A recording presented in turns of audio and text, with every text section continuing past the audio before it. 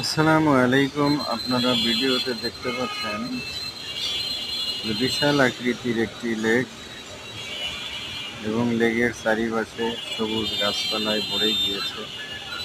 লেকটি অনেক লম্বা এবং এই লেক দিয়ে বা ক্যানাল দিয়ে শহরের যত বর্জ্য, গার্মেন্টসের যত বর্জ্য, এই বর্জ্য পানিগুলো এখান দিয়ে নিষ্কাশন হয়। এই লেকটি থাকার ফলে যত আবর্জনা এবং দুর্গন্ধমুক্ত জিনিস সব এখান দিয়ে পাস হয়ে যাচ্ছে, ফলে পরিবেশ সুন্দর থাকতেছে।